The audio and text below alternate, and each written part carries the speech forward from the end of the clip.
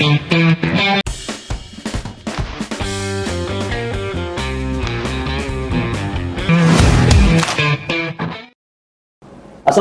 warahmatullahi wabarakatuh. Sampurasun. Halo sahabat pendidikan kita. Alhamdulillah berjumpa kembali dengan Kang Aje di sini di Edu Ngopi, edukasi ngobrol perihal ilmu. Nah, perihal ilmu apa sih hari ini yang kita akan bincang-bincang? Mungkin sahabat pendidikan kita kemarin mendengar berita yang cukup memilukan di beberapa daerah. Berita terbaru di Kabupaten Bandung Barat terjadi bencana alam longsor. Ada di Sumatera sebelumnya yang cukup juga menyayat hati kita sebagai warga Indonesia, dan di Kabupaten Purwakarta pun ada. Walaupun alhamdulillah atas kehendak Allah tidak ada korban jiwa. Bencana longsor ada juga di Maniis. Nah, hari ini kita akan coba ngobrol-ngobrol bersama para narasumber yang mengetahui bagaimana sih sebenarnya memitigasi bencana yang berada di lingkungan kita, khususnya di lingkungan sekolah kita. Tapi sebelumnya kami dari Dinas Pendidikan Kabupaten Purwakarta menyampaikan rasa duka cita yang mendalam kepada para korban yang kemarin mendapatkan musibah. Semoga almarhumah yang telah meninggalkan kita diberikan tempat surga terbaik. Amin. Amin. Dan bagi korban yang selamat, semoga tetap diberikan kekuatan untuk menjalankan hidup, tetap semangat, dan mimpi-mimpinya harus terwujud. Tetap sabar. Baik, rekan-rekan, kita akan segera memperkenalkan narasumber-narasumber hebat hari ini, luar biasa. Alhamdulillah bersama di tengah-tengah kita. Ada di sebelah kanan saya. Mungkin kalau sahabat pendidikan kita udah gak asing nih, karena kalau di berita-berita luar biasa. Ada dari Dinas Pemadam Kebakaran, Bapak. Wah, Dinas Pemadam Kebakaran ini jangankan soal kebakaran. Soal kemarin ada informasi siswa ingin diambil rapotnya sama damkar juga, luar biasa. Nah, kita akan memperkenalkan narasumber kita dari damkar. Mangga, Bapak. Baik, terima kasih. Bismillahirrahmanirrahim. Assalamualaikum warahmatullahi wabarakatuh. Waalaikumsalam. Sampurasun. Sahabat pendidikan semua, ya alhamdulillah hari ini kita bisa bertemu. Mohon izin saya perkenalkan diri terlebih dahulu. Nama saya Yudi Herdiana. Ya, sementara saat ini menjabat sebagai Kepala Dinas Pemadam Kebakaran dan Penyelamatan Kabupaten Purwakarta. Iya. Gitu, Kepala Siap. Terima kasih Pak Yudi. Ini Kepala Dinas Pemadam Kebakaran dan Penyelamatan. Di samping Kepala Dinas Pemadam Kebakaran ada Kepala Dinas BPBD. Betul Bapak ya? Takut salah menyebut saya. BPBD. Ini silakan Bapak memperkenalkan diri.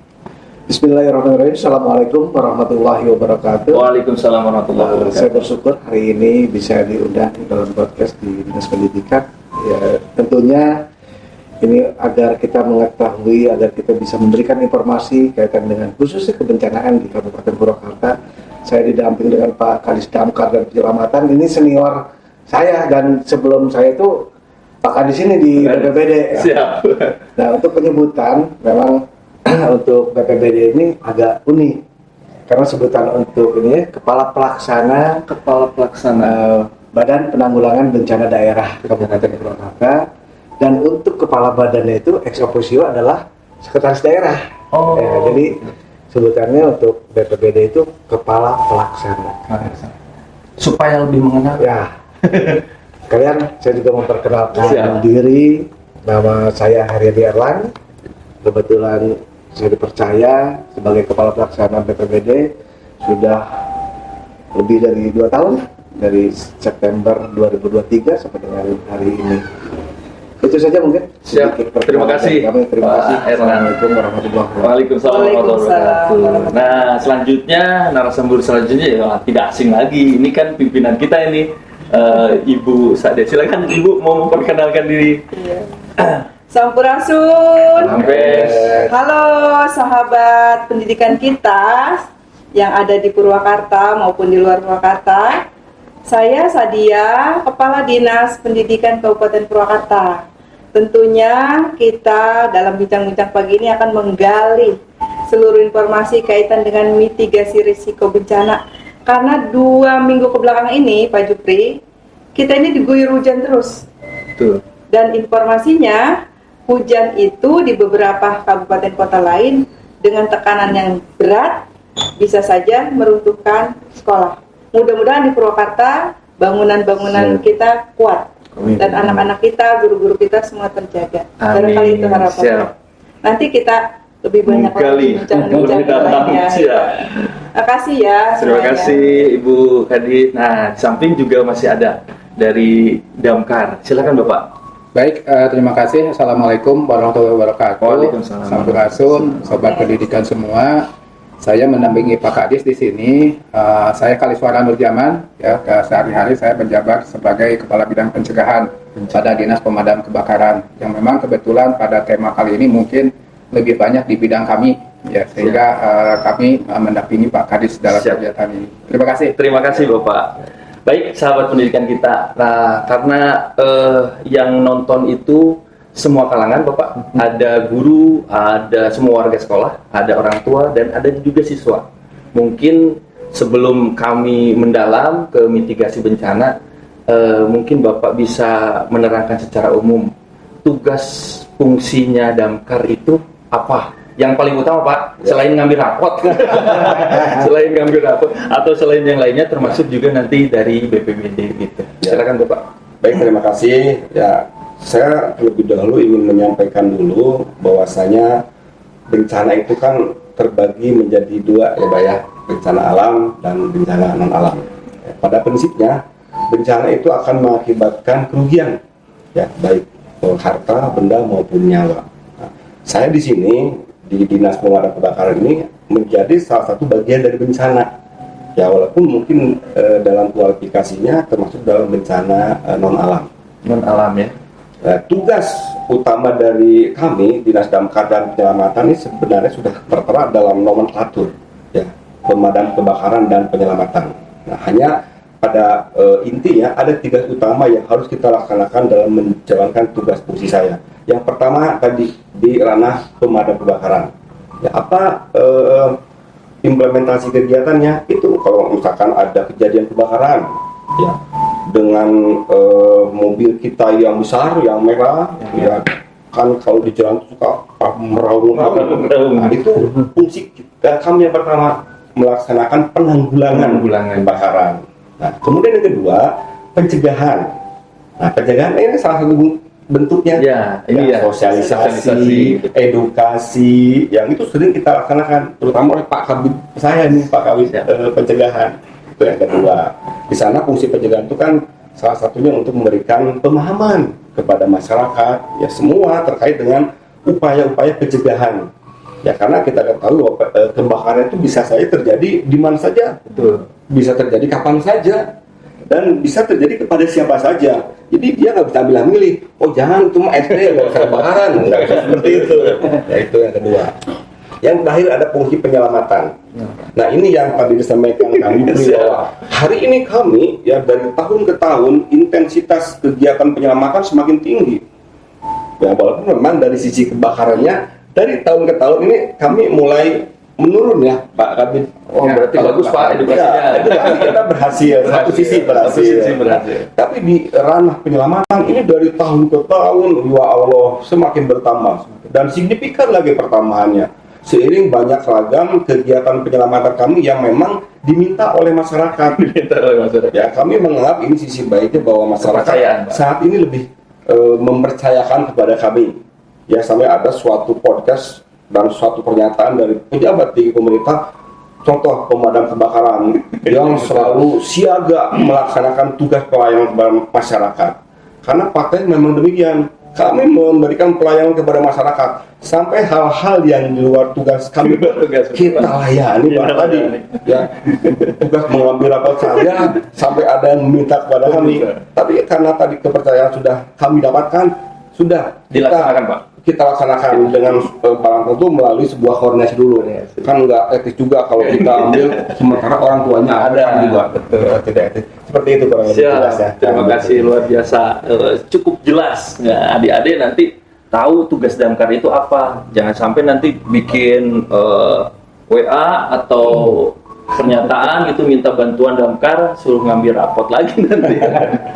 Selanjutnya nih Pak, BPBD. Nah, hari ini memang luar biasa Pak, berita-berita di kita Jawa Barat khususnya gitu banyak sekali bencana alam. Nah, tugas pokok fungsi dari BPBD seperti apa Pak? Siap, terima kasih. Ini makin menarik nih ya diskusi kita hari ini.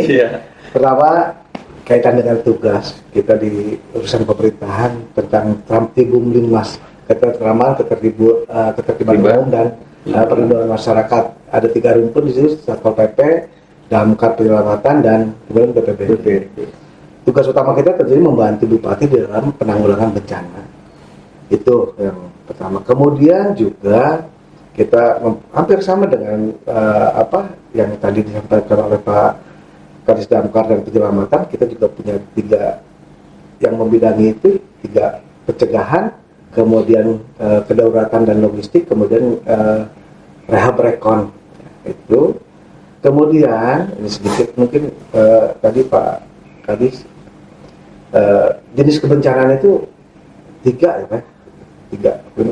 Ini karena Pak Kadis sudah pakarnya BPBD again 3 bencana alam, bencana non alam, dan bencana sosial. Jadi bencana sosial yang sering ini, karena kita pasti disibukkan oleh bencana alam saja gitu ya.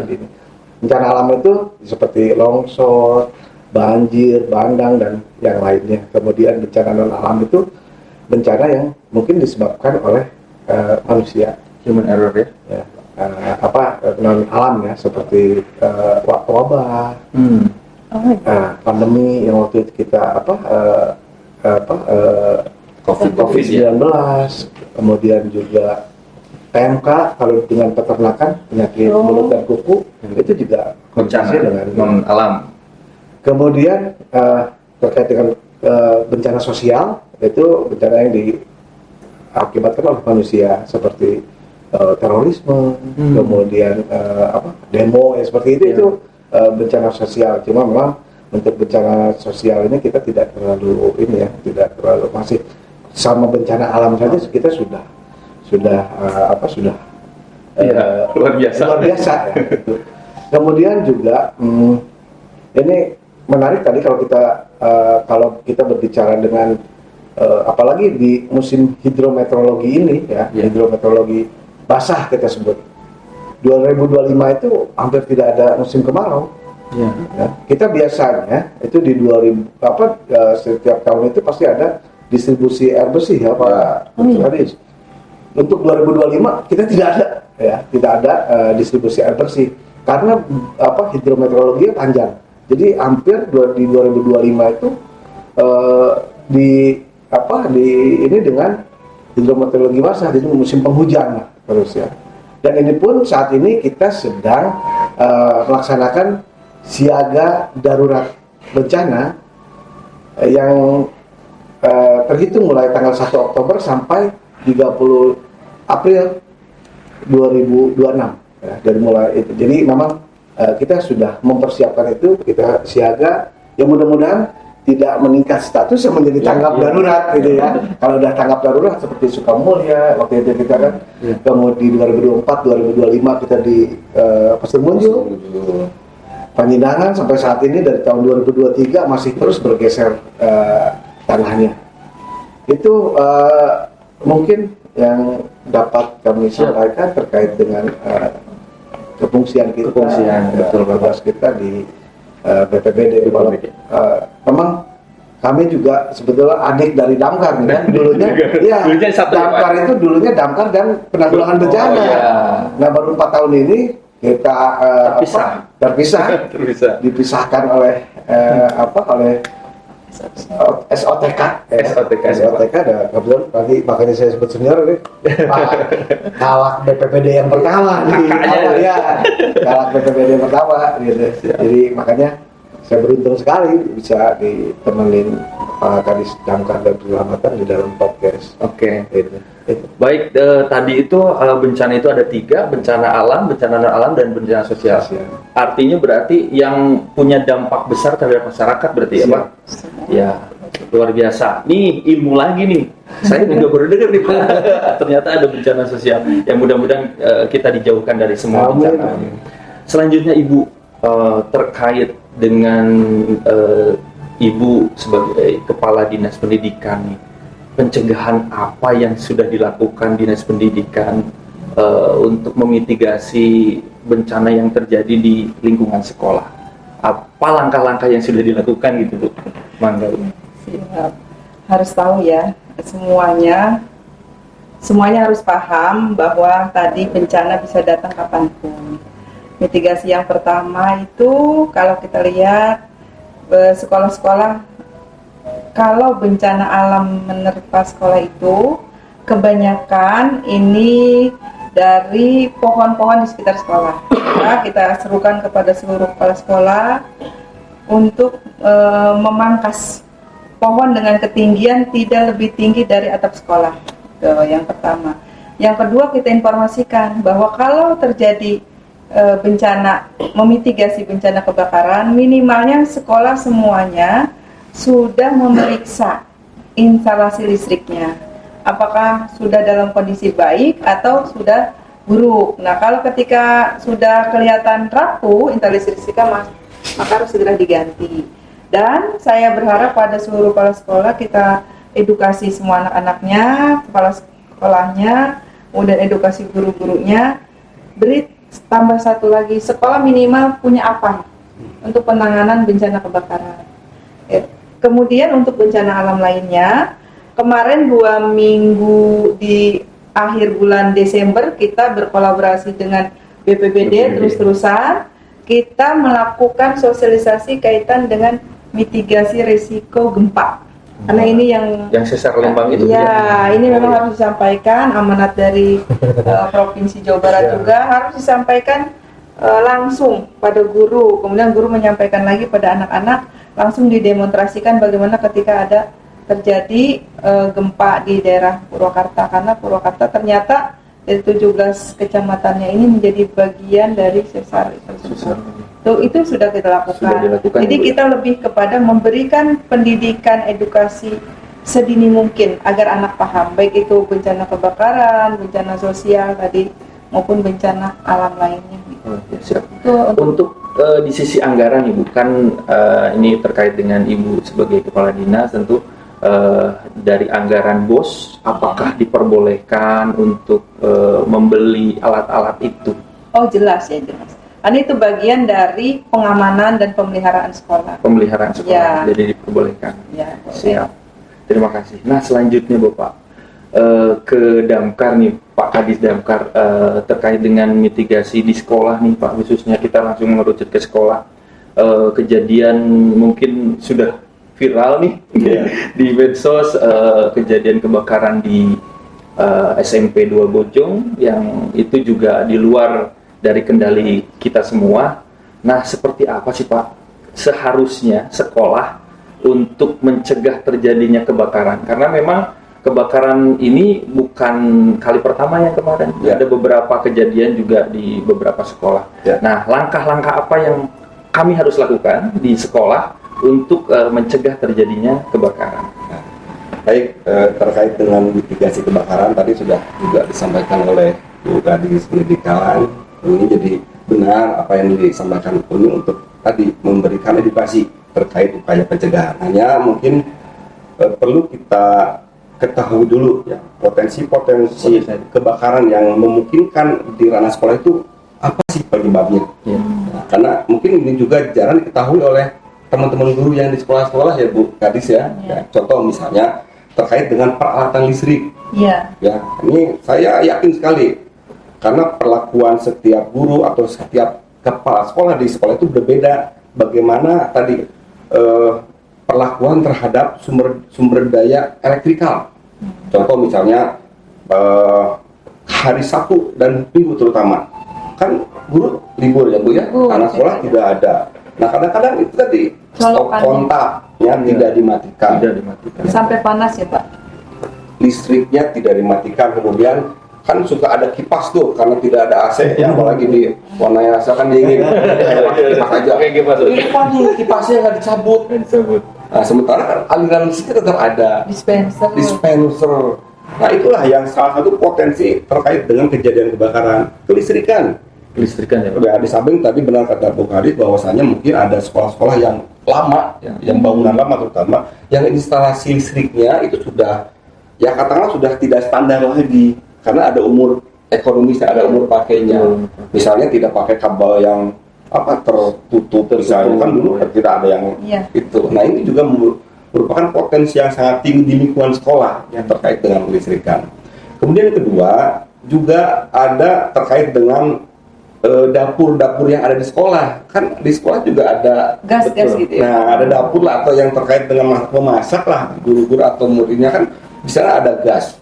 Nah ini juga kadang-kadang tidak dipahami bagaimana cara mengantisipasi apabila ada kebocoran gas.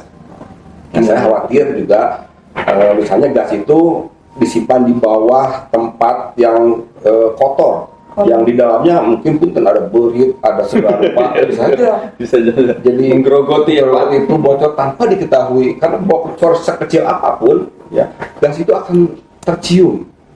Ya sebenarnya LPG itu tidak ada bau-bau, tapi karena untuk tadi mengidentifikasi terjadi kebocoran, makanya Pertamina memberikan rasa, memberikan bau kepada LPG itu. Betul kan? Betul. Baunya beda, itu salah satunya. Nah, misalnya tadi tidak dimatikan, kemudian di Sabtu Minggu ada berit menggerogoti selangnya, bocor kecil. Nah, itulah potensi pada saat ada yang memicu saja api atau panas itu kan akan menimbulkan kebakaran. Itu terkait dengan gas. Ya. Kemudian juga ada terkait dengan kebiasaan punten mungkin guru yang tadi yang ahli hisab, yang ahli hisab ya kalau kami menyebutnya yang tukang itu ahli hisab. Nah itu kebiasaan habitat itu yang udahnya main lempar kemana saja puntungnya. Ya tidak dimatikan dulu, sementara puntung itu kan memiliki potensi api. Pada saat menyentuh bahan yang mudah terbakar, selesailah, terjadilah api. Itu ya termasuk juga ya anak didik juga kan tidak menutup kemungkinan kebiasaan-kebiasaan heureuy dengan korek api dengan lilin. Nah itu pun menjadi potensi kebakaran. Nah salah satunya makanya kami mohon bantuan sekali karena jumlah anggota kami, jumlah personel kami sangat terbatas. Kami mohon bantuan nih kepada masyarakat, kepada guru, kepada anak sekolah. Tadi kita laksanakan mitigasi kebakaran, meningkatkan kesadaran terhadap bahaya kebakaran. Dengan apa tadi? Mencegah hal-hal yang memiliki potensi kebakaran. Itu mungkin yang paling penting bagi masyarakat untuk di sekolah. Nah, yang nyambung nih Pak, nanti kalau misalnya tidak ada APAR nih, kan tidak semua sekolah punya APAR Bu. Apakah bisa tuh kalau misalnya ada kebakaran Pak disemprot air itu atau gimana? Seperti apa gitu? Itu tadi mungkin salah satu tugas kami. Ya kami mengakui bahwa tadi keterkaitan dengan personal kami yang terbatas, kita belum maksimal memberikan sosialisasi secara langsung. Karena pada dasarnya pada saat kita memberikan sosialisasi, kita pun memberikan edukasi bahwa pentingnya alat proteksi kebakaran yang minimal bisa kita miliki di lingkungan kerja kita.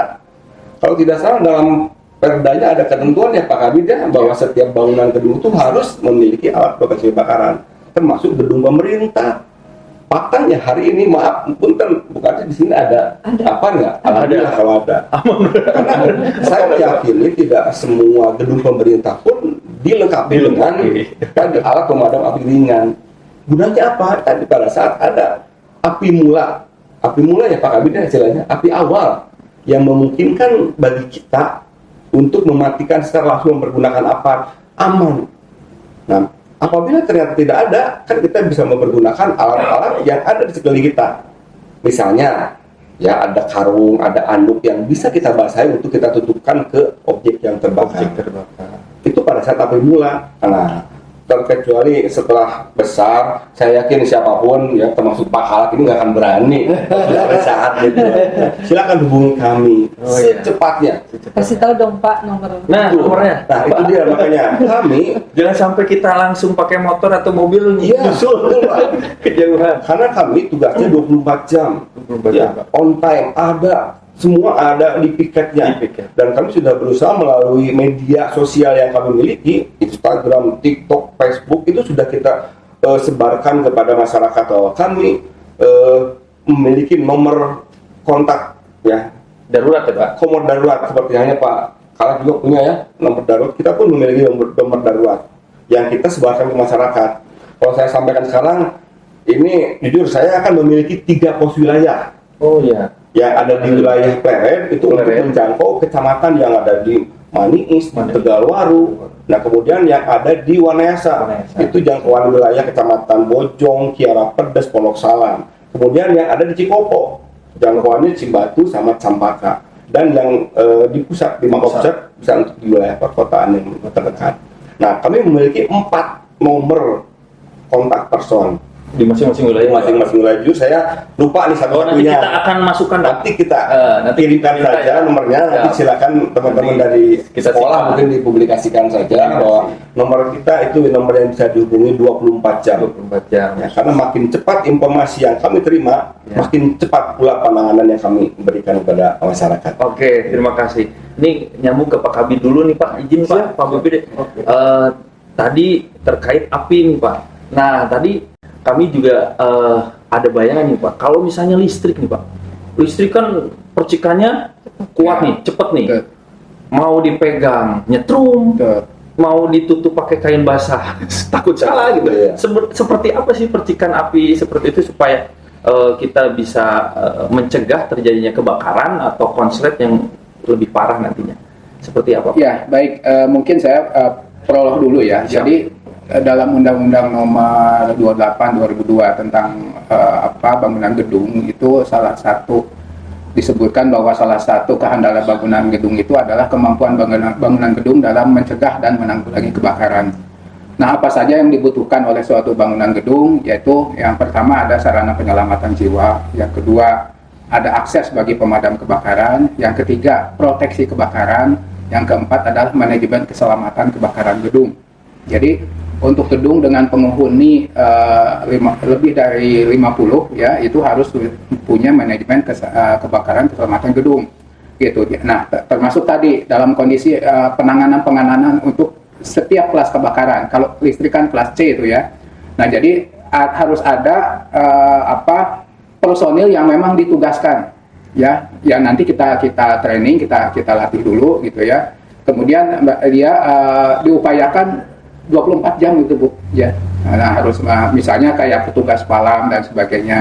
Nah, jadi ketika terjadi kebakaran dia sudah tahu area-area misalnya listrik itu kan pakai USB NCB itu ya, pakai NCB itu area-area mana. Jadi dia harus sudah hafal. Ketika terjadi konsleting di mana dia matikan di sini. Dimatikan dulu Dimatikan. Pak? Oh, iya. Nggak mungkin dipegang. Ya. Jadi NCB-nya dimatikan. NCB-nya matikan. Ya. Gitu. Apabila terjadi kebakaran, kalau misalnya pada saat api mula bisa ditanggulangi, maka itu bisa dengan menggunakan APAR. Gitu ya. Tetapi apabila terjadi kebakaran dalam skala yang lebih luas, itu silahkan panggil kami. Dan pada saat kami menangani, itu harus dipastikan bahwa listriknya sudah mati. Ya, jadi kita tidak Yang paling mungkin utama itu listrik mati dulu Pak. matikan dulu. Oh, ya. Nah, oleh karena itu kan harus ada petugas yang disiapkan untuk itu. Dia sudah hafal bahwa NCB ini meliputi ruangan mana saja, NCB ini meliputi ruangan mana saja gitu. Jadi dia sudah tahu apa yang harus dia perbuat gitu ya. Jadi ketika terjadi arus pendek dia langsung matikan NCB-nya. Kalau api membesar silahkan panggil kami gitu ya. Sehingga pada saat menyemprot itu listrik sudah dalam keadaan aman. mati. Oh iya. Karena kalau listriknya sudah masih aktif kemudian kita semprot justru akan menimbulkan bahaya lebih lanjut. Lebih lanjut. Nah, betul. jadi untuk bangunan dengan jumlah penghuni lebih dari 50 itu harus ada manajemen keselamatan kebakaran gedung. Siap. Penghuni itu bisa siswa ya, kemudian tenaga kependidikan ya itu sudah dihitung sebagai penghuni. Penghuni, betul. Gitu. Jadi disiapkanlah orang-orang tertentu yang termasuk mungkin guru gitu. Iya. Tapi memang sedapat mungkin ada yang 24 jam ya dia berjaga. Berjaga. Ya, karena itu tadi ya, bahwa kebakaran itu bisa terjadi kapan saja, di mana saja, dan menimpa siapa saja. Jadi Betul, kita betul. tidak tahu. Betul Pak. Nah, itu yang Siap. namanya dipersiapkan. Berarti pada intinya harus ada di setiap sekolah itu, Bu, seseorang yang ngerti soal ini, Bu. Nah, kayaknya nih ada kerjasama nih, Damkar dengan Dinas Pendidikan, bentuk kegiatan, Pak, izin Boleh, nanti, siap. pembekalan, Bu, Ya, simulasi, untuk seperti itu. simulasi gitu ke sekolah. Wah, ini luar biasa. Lanjut, Pak, tadi kebakaran, ini langsung ke BPBD nih, izin Bapak, karena curah hujan cukup tinggi, pagi nyampe malam lagi, nyampe pagi lagi hujannya cukup tinggi. Terus di bangunan-bangunan sekolah yang sekarang, Pak, pakai baja ringan, atasnya genting, kalau ditimpa terus air, gentingnya jadi nyerap air itu Pak, jadi berat.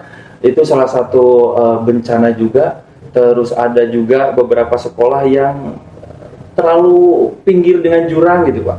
Nah, apa yang harus kami lakukan Pak di sekolah-sekolah untuk memitigasi bencana supaya tidak lebih parah Pak gitu, untuk khususnya bencana di sekolah. Kaitan dengan mitigasi kebencanaan, ya, khusus di Kabupaten Purwakarta, kita punya slogan untuk kenali bencananya, kurangi risikonya. Kenali bencananya, kurangi risikonya. Betul. Nah, tadi apa yang tadi disebutkan sebetulnya sudah tergambar itu kan. Oh, dengan struktur bangunan seperti ini, terus dengan rangka baja, kemudian keteng, itu kan tentunya akan berat ya, daya ininya, untuk atap gitu ya. Jadi memang kita harus tahu dan paham ya. Karena kita juga mempunyai peta kerawanan bencana itu untuk mengetahui atau menggambarkan wilayah-wilayah mana saja sih yang rawan potensi dan risikonya terhadap bencana. Ya. Soalnya tadi Ibu juga sudah sampaikan, kalau misalkan di sekolah itu ada pohon besar, ada ini, berarti kita memitigasi jangan sampai tumbang kemudian mengenai sekolah. Kan tentunya kita akan paham dan tahu, oh berarti harus dipangkas atau ini. Nah itu sebetulnya kita sudah alami ya, sudah pasti bakal dengan seperti ini, kontur struktur bangunannya seperti apa. Kemudian juga karena jenis kebencanaan di Kabupaten Purwakarta itu dari mulai banjir, longsor, pergerakan tanah, gempa bumi, kemudian kekeringan, ya, itu pasti akan bersentuhan langsung dengan sekolah. Ya, apalagi tadi Ibu sudah sedikit kaitan dengan sesar Lembang. Daerah-daerah mana saja sih yang potensinya itu rawan? Hampir semua kecamatan di Kabupaten Purwakarta itu rawan. Hanya rawan ya. Jenis kebencanaannya apa? Oh iya, Kan berbeda-beda ya Pak ya? Beda-beda. Contoh tadi kalau sesar Lembang tadi bergerak, itu karena arahnya itu kan 29 km sampai ke Jatinangor. Itu berdampak terhadap kita. Wilayah mana yang berdampak? Ya Pedas, Wanayasa, Bojong, Darangdan, itu pasti yang berdekatan dengan Burangrang nanti pasti akan berdampak ya. Nah kemudian juga kita ada beberapa sekolah di sana, kan gitu ya, sekolah dari mulai dini sampai SLTP ya, kalau di Dinas Pendidikan, Dinas Pendidikan Kabupaten. Nah itu yang mungkin terus diberikan pengetahuan, pemahaman bahwa seperti ini loh, kalau misalkan terjadi bencana itu udah. Terus kemudian juga kita seperti wilayah Maniis tadi sudah disebutkan, sebetulnya Maniis itu zona banjirnya itu paling rendah, ya Maniis, kemudian Tegalwaru itu rendah. Karena apa? Berada di daerah ketinggian. Nah paling kalau jenis kebencanaan yang sering terjadi ya longsor, kemudian pohon tumbang kalau cuaca ekstrim, kemudian pergerakan tanah yang sampai saat ini Sukamukti, kemudian kalau di Tegalwaru itu Pasanggerahan, Cisarua, Sukamulya itu masih terus terdampak. Kemudian juga Sukatani, Sukatani itu masih jenis kebencanaan seperti tadi karena daerah-daerah ketinggian. Nah kalau yang daerah-daerah datar itu seperti Babakan Cikau, kemudian Jatiluhur, Purwakarta, Bungur Sari, Cempaka, Cibatu itu pasti banjir. Walaupun banjirnya hanya banjir genangan kalau kita sebut, karena banjir genangan itu dalam beberapa menit, dalam beberapa jam itu pasti surut. Tidak banjir tetap yang mungkin terjadinya berhari-hari ya, seperti yang saat ini terjadi di beberapa wilayah di kabupaten seperti Bekasi, kota dan kabupaten Karawang, Subang, ya wilayah Pantura. Kemudian kami juga sedikit memperkenalkan. Di kita itu selain sesar Lembang, kita juga punya Cimandiri. Kemudian kita punya Baribis yang bentangannya di wilayah utara Jawa Barat itu cukup panjang, dari mulai Jawa Tengah sampai dengan Banten. Ya, ini juga harus kita waspadai karena biasa pergerakan tanah atau gempa itu biasanya ada ulang tahunnya, kalau katanya mah ada pengulangannya gitu, seperti sesar Lembang gitu. Tapi bagaimana tadi kita mengenal bencananya dan mengurangi resikonya. Itu yang harus sering kita lakukan. Dan sampai saat ini memang tadi seperti Ibu sampaikan, kita saat itu kita langsung di provinsi ya Bu ya, langsung provinsi itu punya gerakan melindungi kepala gempa. Langsung saat itu kita tindak lanjuti dengan memberikan sosialisasi dan edukasi kepada seluruh kepala sekolah dan guru saat itu ya Bu ya. Kita langsung melaksanakan gerakan mensosialisasikan apa yang kita tindak lanjuti ini kaitan dengan gempa tersebut ya, gerakan melindungi kepala. Karena manusia itu bisa hidup dengan tanpa tangan, manusia bisa hidup tanpa kaki. Tapi manusia tidak mungkin hidup tanpa kepala. Itu yang betul.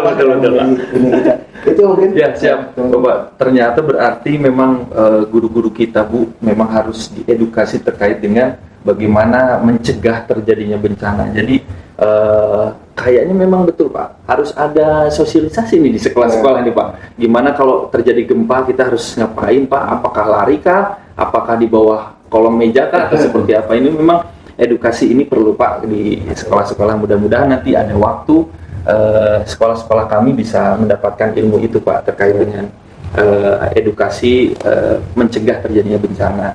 Nah, yang tadi Pak sedikit lagi terkait sesar Lembang itu Pak. Mungkin kalau siswa-siswa dengar sesar Lembang itu apa, terus tadi ada lagi yang baru apa Pak? Baribis. Ya. Nah itu dampaknya seperti apa?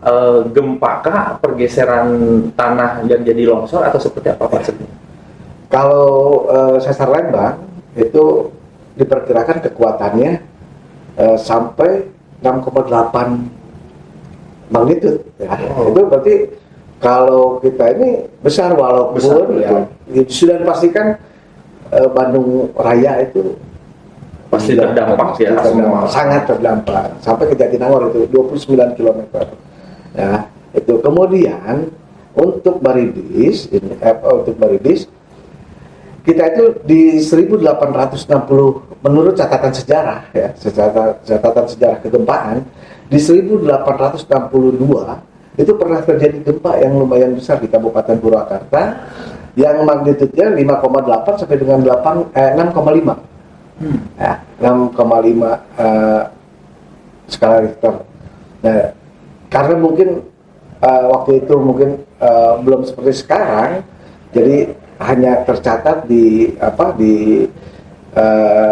jurnal dari Belanda bahwa pernah terjadi kegempaan yang lumayan besar, bukan hanya Purwakarta ya, tapi karena itu Baribis itu mungkin di daerah-daerah yang dilintasi oleh Baribis itu mungkin pernah di 1862, berarti sekitar 100 62 tahun yang lalu ya, 64 tahun yang lalu. betul. Itu, Tapi seperti yang Bapak bilang itu bisa terulang ya Pak. ya, Nah, itu kalau yang kita gempa harus ada. cegah. Cuma mungkin nanti kalau tadi kenapa sih kita harus ini? Karena treatment kebencanaan itu pasti beda. Treatment antara banjir, kemudian gempa, ya, longsor, itu seperti apa? Beda-beda. Treatmentnya beda-beda. Bagaimana banjir, saat banjir, Ya. kemudian setelah banjir kan Ya. gitu.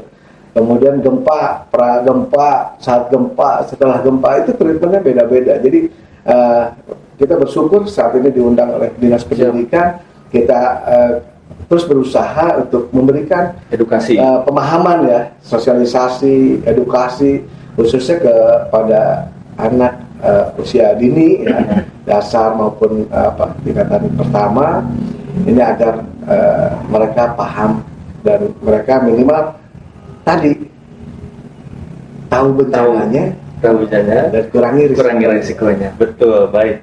Luar biasa. Nah, ini juga sebenarnya di program pendidikan di Purwakarta sudah berjalan ya Bu. Ada 5 bunga karakter, salah satunya tatanan dipelihara. Nah, Ibu, bagaimana sih penguatan Ibu terkait kayaknya program kita sebenarnya kalau dijalankan oleh sekolah-sekolah, hal-hal yang tadi disampaikan itu kayaknya bakal berkurang kayaknya Bu gitu. Kesadaran mereka gitu di program salah satunya di TDBA. Itu bagaimana Bu? Menjadi lengkap ya dengan Menjadi lengkap, betul. kehadiran dari Bangkar, kehadiran dari BPPD ini. Saya pikir karena di ranah pendidikan itu bagaimana memberikan penanaman nilai-nilai pada anak usia dini, PAUD, SD, SMP, karena kan kita berpikirnya untuk kehidupan dia di masa yang akan datang. Betul. Maka inilah contoh orang dewasa yang harus disempurnakan lagi, dilaksanakan, dan kita edukasi anak-anak kita. Contoh gini, ketika kita bicara banjir kecil-kecilan di Purwakarta, Pak Bupati sering bilang ini penyebabnya adalah sampah. Maka sekolah, tempat penanaman nilai-nilai, kita ajari semua anak-anak bagaimana penanganan sampah, cara membuangnya, dan cara bagaimana mengolah sampah itu menjadi suatu yang bermanfaat. Itu juga salah satu bentuk solusi. Kedepannya 5 tahun, 10 tahun ke depan tidak ada lagi orang Purwakarta yang tidak sadar akan bahaya sampah, salah satunya. Belum lagi tadi memang kita harus bersinergi, khususnya kantor-kantor OPD pun terus terang ini yang di Dinas Pendidikan pun kita belum memberikan pelatihan pada petugas penanganan bencana Betul, kebakaran, betul. Nah, saya baru berpikir hari ini nih. Ya, siap. Ya, ternyata memang harus ada. Nanti kita latihkan bersama dengan sekolah-sekolah, minimalnya satu sekolah 1 orang yang petugas jaga sampai malam itu. Kalau ada bahaya seperti itu, minimalnya tidak panik dan dia bisa menangani solusinya lebih cepat. Barangkali itu. Iya. Jadi salah satu yang diamanatkan oleh Ibu Kadis terkait dengan penanganan bencana di sekolah, salah satunya pengelolaan sampah. Terus juga lingkungannya juga harus asri, pohon-pohonnya jangan sampai dibiarkan tumbuh rindang tapi tidak terurus. Nah, itu yang sahabat pendidikan kita juga harus dipahami, dicermati.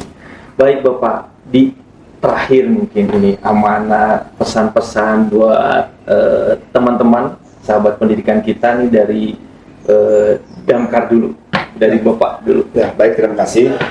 Mungkin sedikit tadi mengulur ke belakang, saya sangat sepakat sekali apabila tadi Bu Kadis menyampaikan perlunya edukasi kepada teman-teman yang di sekolah, Bu. Saya siap apabila memang ada permintaan untuk memberikan sosialisasi kepada teman-teman di sekolah, baik kepada gurunya atau bahkan kepada muridnya. Karena hari ini kami punya program edukasi Madam Cilik Edacil. Setiap hari Senin, Selasa, Rabu, Kamis kita laksanakan di kantor kami. Memang betul yang datang PAUD, Bu. Dan mana dari TK, tingkat TK ya, Sama SD. tapi itu pun suka didampingi oleh ibu-ibunya. Nah, ini kan kita juga punya sarana untuk menyamakan itu. Alhamdulillah untuk tingkat PAUD sudah kita lakukan. Untuk tingkat di atasnya lah, SD, SMP, mungkin kalau nanti ada himbauan dari distrik, kami siap untuk memberikan edukasi kepada sekolah.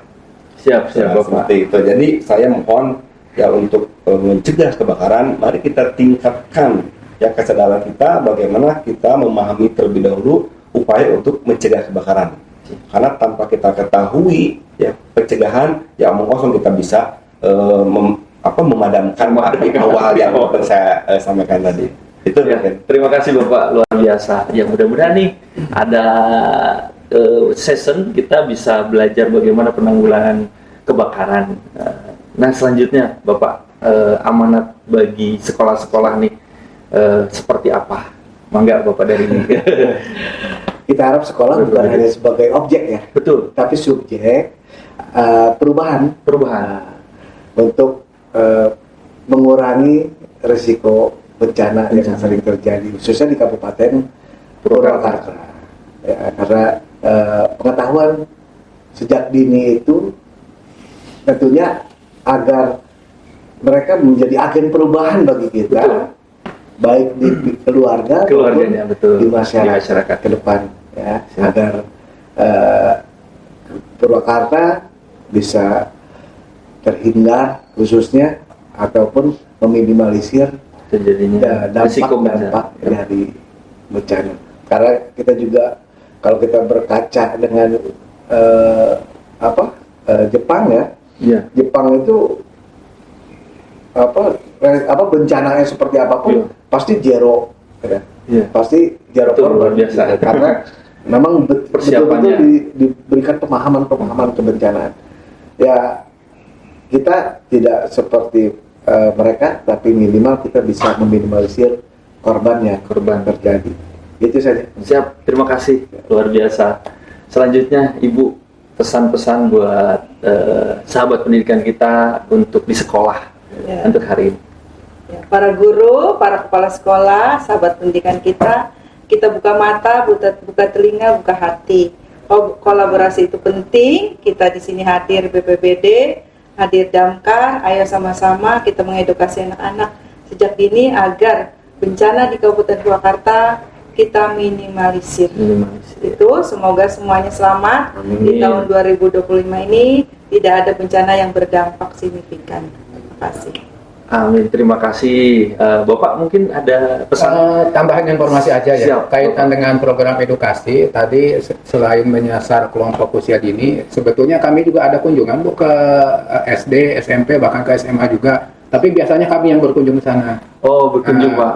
Kalau TK Sangat memang senang sekali sekolah dikunjungi. kalau TK memang mereka yang ke langsung. Damkar gitu Ya. ya. Tapi selama ini untuk kunjungan ke sekolah-sekolah kita by request Bu. Gitu. Jadi mangga menyampaikan saja ke Siap. kami kapan kira-kira akan dilaksanakan gitu ya. Ya.